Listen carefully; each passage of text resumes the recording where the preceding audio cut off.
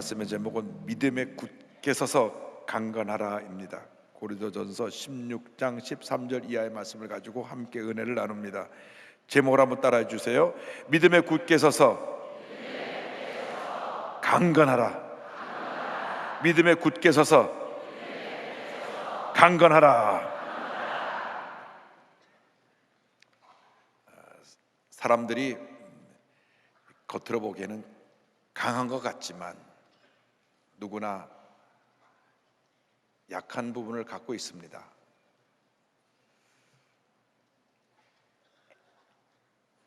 감추고 싶은 핸디캡도 있고 부끄러운 과거의 실패의 경험도 있고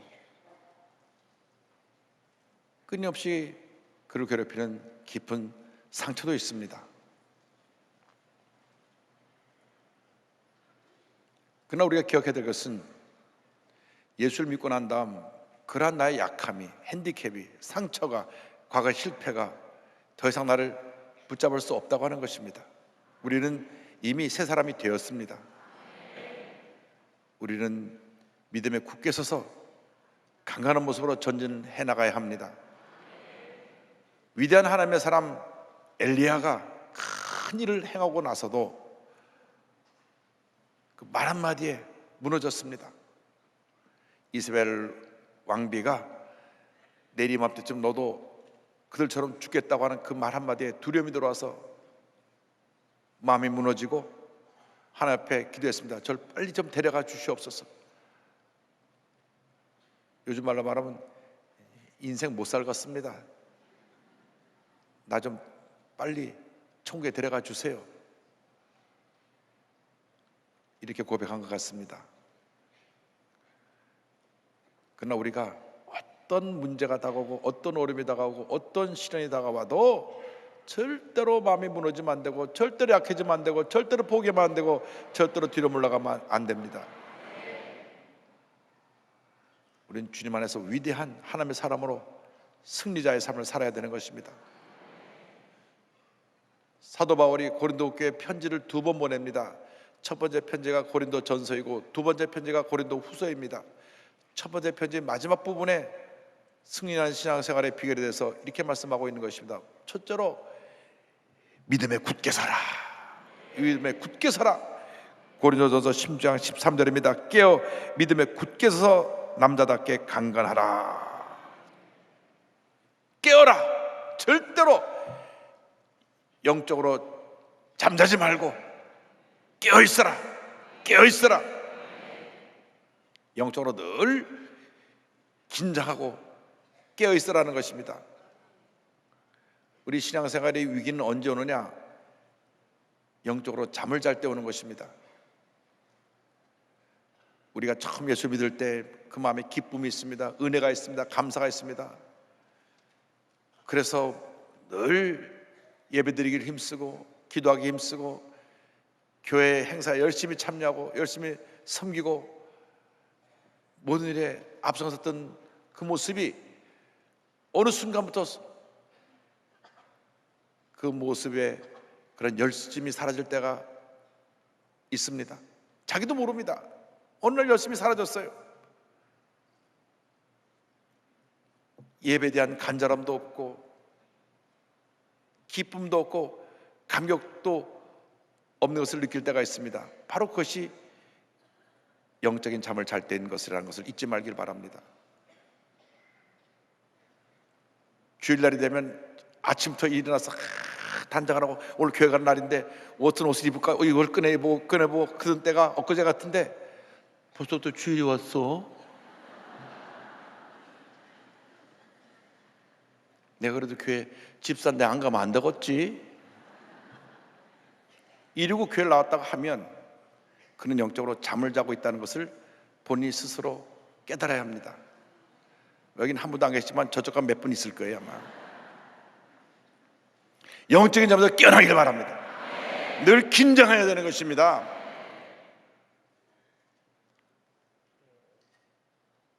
영적인 잠을 잔다는 것은 신앙이 나태해졌다는 것을 말하고 이미 그 나태해짐 속에 악한 소마가 우리를 덥석 물어가려고 여러 가지로 우리를 유혹하고 있다는 것을 잊지 말아야 합니다. 우리가 영적인 긴장 상태를 잃어버리면 마귀의 밥이 되는 것입니다. 마귀는 절대 우리가 영적으로 깨어있을 때는 구경만 하고 있다가 영적인 잠이 들 때 가서 덥석 물어가는 것입니다. 그러므로 우리는 늘 깨어있어야 합니다.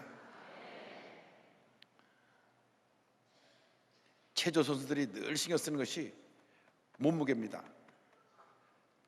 1970년 몬트리올 올림픽에서 7월 18일 날 여자 체조 경기상 처음으로 만점 받은 코마네치라고 하는 선수가 있는데요. 이 코마네치 선수가 14살입니다.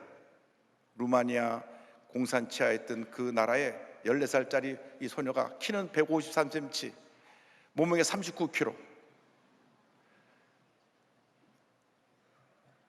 이 어린 소녀가 온 세계를 깜짝 놀라게 했습니다. 그전까지 누구도 10점 만점에 10점 만점을 맞은 사람이 없었는데 이 코마네치가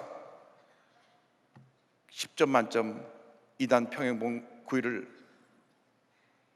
날아오르면서 10점 만점을 받았고, 무려 그 몬트리올 올림픽에서 금메달 3개, 은메달 1개, 동메달 1개를 얻었어요. 그 기록을 보면 금메달만 올림픽에서 5개, 유니버시아드에서 5개, 그 외 유럽 선수권 무슨 선수권 이렇게 보면 금메달 수를 다 헤아릴 수 없을 정도로 많이 받았습니다. 그런데 늘 몸무게를 신경 쓰느라고 39kg에서 1kg 더 늘어가면 안 되니까 먹는 것을 절제하고 조심했습니다. 그런데 기록을 보니까요, 금메달 3개 따고 나서 마음이 느슨해졌어요. 긴장을 풀어버리고 나서 그나마 먹고 싶은 거 참았던 거 막 먹었어요. 그래가지고 2년 후에 무려 10kg가 더 늘어가지고 평균 위에서 하다가 미끄러지고 떨어졌잖아요. 그러나 그 이후 다시 정신 차리고 노력을 해서 다시 금메달도 따고 세계적인 또 코치가 되기도 했습니다. 세상에 금메달을 따기 위해서도 이렇게 노력을 하는데 우리 예수 믿는 사람들이 영적으로 깨어있지 않냐고, 영적으로 잠이 들어서 기쁨도 없고 감사도 없고 열심도 없다고 하면 우리는 회개해야 됩니다. 주님 말씀하십니다. 깨어라, 깨어라, 깨어 일어나라, 더 이상 잠자지 말아라. 11시에 혹시 어저께 밤잠 못 자고 왔다 졸리었다가 한 사람이 번쩍 정신이 들 거야.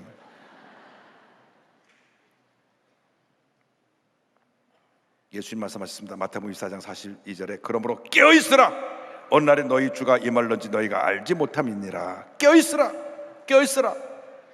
어떻게 우리가 깨어있습니까? 성경은 깨어있는 방법에 대해서 우리에게 가르쳐 줍니다. 기도함으로 깨어있으라, 찬양함으로 깨어있으라, 감사함으로 깨어있으라. 찬양과 기도와 감사가 우리를 영적인 잠에서 깨어나게 하는 것입니다. 또 말씀으로 우리는 깨어나야 합니다. 말씀을 읽을 때 우리가 영적인 잠에서 깨어나는 것입니다.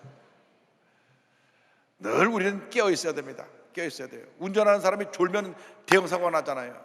그래서 일본에서는 블랙껌이라 그래서 졸음이 올 때 먹는 껌이 있습니다. 그 껌을 먹으면 바짝 정신이 듭니다. 세상 사람들이 운전할 때 사고가 안 내기 위해서도 이렇게 억지로 잠을 깨우는데 우리가 영적인 사고가 안 나려면 늘 깨어 있어야 돼요. 깨어 있어서 강한 믿음의 용사들이 되어야 합니다. 믿음의 사람들은 잠자지 않습니다. 늘 깨어 있습니다. 영적인 잠을 말하는 것입니다. 영적인 잠이라는 것은 나태함입니다. 열심히 사라진 것입니다. 주일날 예배를 사모하는 마음이 없어졌을 때는 벌써 졸기 시작한 거예요. 예배를 자주 빠지면 이미 잠이 든 상태입니다. 예배를 빠진 것뿐이 아니라 예배를 빠져도 아무런 양심 가치도 없이 그냥 펑지다 누워있으면 아주 큰 위기에 빠진 상태입니다. 깨어있기를 바랍니다. 여러분들이 한 번 가면 다시 오지 않는 이 귀한 시간에 주 앞에 나와서 이 예배 드리는 것이 얼마나 소중한 것인 걸 알고 여러분 평생 예배 드리기를 힘쓰고 믿음의 사람으로 전진 또 전진해내서 하나님의 큰 복을 받는 주님의 일꾼들이 되기를 바랍니다. 절대로 영적인 잠에 들어서 다시 죄의 노예로 살지 말고 자유인으로 승리자의 삶을 살기를 바랍니다. 갈라디아서 5장 1절입니다. 그리스도께서 우리를 자유롭게 하려고 자유를 주셨으니 그러므로 굳건하게 서서 다시는 종의 멍에를 매지 말라. 빌립보서 4장 11절입니다. 그러므로 사랑하고 사모하는 형제들, 나의 기쁨이며 멸려가는 사랑하는 자들아, 이와 같이 주 안에 서라. 주님 안에 굳건히 서 있으라. 데살로니가 전서 3장 8절입니다. 그러므로 너희가 주 안에 굳게 선즉 우리가 이제는 살리라. 데살로니가 후서 2장 15절입니다. 그러므로 형제들아 굳건하게 서서 말로나 우리의 편지로 가르침을 받은 전통을 지키라. 마음을 강하게 하고 담대하고 강하게 하고 담대해서 굳건히 서서 믿음으로 전쟁에 나갈 때 하나님의 큰 은혜와 축복이 임하는 것입니다. 하나님은 믿음의 사람들하고만 함께 일하시지 절대로 영적인 잠을 자고 게으른 사람하고 일하지 아니하십니다. 가나안 정복을 앞둔 여호수아에게 주신 권면의 말씀, 축복의 말씀이 여호수아서 1장에 나오는데 1장 9절은 이렇게 되어 있습니다. 내가 내게 명령한 것이 아니냐? 강하고 담대하라. 두려워하지 말며 놀라지 말라. 내가 어디로 가든지 내 하나님 야훼가 너와 함께 하느니라 하시니라. 할렐루야. 강하고 담대하라. 강하고 담대하라. 강하고 담대하라. 큰 믿음의 용사들이 되기를 주님의 이름으로 축원합니다. 믿음의 용사가 된 후에 우리는 모든 일을 사랑으로 행해야 됩니다. 둘째로 모든 일을 사랑으로 행할 것에 대해서 고린도전서 10장 14절을 말씀합니다. 너희 모든 일을 사랑으로 행하라. 사랑으로 행하라. 오늘날 우리 크리스찬들에게 가장 부족한 부분이 바로 사랑 실천입니다. 사랑 실천. 사랑을 해야 되는 것은 다 알고 있지만 그걸 행동으로 옮기지 않는 것입니다. 그래서 많은 문제가 있습니다. 누가 옆에서 어려움을 당하는데도 나의 일이 아니니까 관심을 갖지 않고 그의 어려움을 돌아보지 않는다면 우린 크리스찬으로서 낙제점인 것입니다. 이웃이 고난당할 때 가서 그를 도와주고 기도해주고 위로해주고 그를 일으켜줘야 되는 것입니다. 어제 유명한 배우 한 사람이 스스로 목숨을 끊어갖고 온 뉴스에 그 죽음에 대한 이야기가 나왔습니다. 근데 평소에 우울증을 앓고 있다고 말합니다. 우울증이 요즘 옛날에 10명 중에 1명이었는데 요즘 7명 중에 1명이랍니다.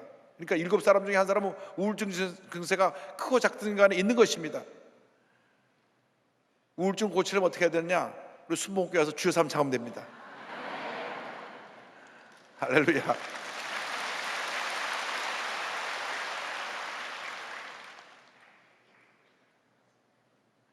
그게 우울증이 좀 깊으면 기도원 들어가서 기도골에서 몇 시간 부르짖으면 떠나가는 것입니다. 그런데 우리가 우리 주변에 있는 이런 어려움에 처한 사람들 그냥 내버려 두면 안 돼요. 그럼 이런 잘못된 극단의 선택을 하기 때문에 많은 사람들에게 큰 상처와 절망을 갖다 주게 되는 것입니다. 사랑 실천은 다른 것이 아닙니다. 꼭 내가 가진 물질을 통해서 누굴 섬기라는 것뿐이 아니라 마음에 병든 사람, 가정에 문제가 생겨서 깊은 상처 속에 밤잠을 자지 못하고 눈물을 흘리며 고난을 겪고 있는 사람, 그 사람을 찾아가서 같이 울어주고 같이 기도해주면 그것이 바로 사랑 실천의 모습인 것입니다. 뿐만 아니라 우리가 가진 것을 나눠야 됩니다.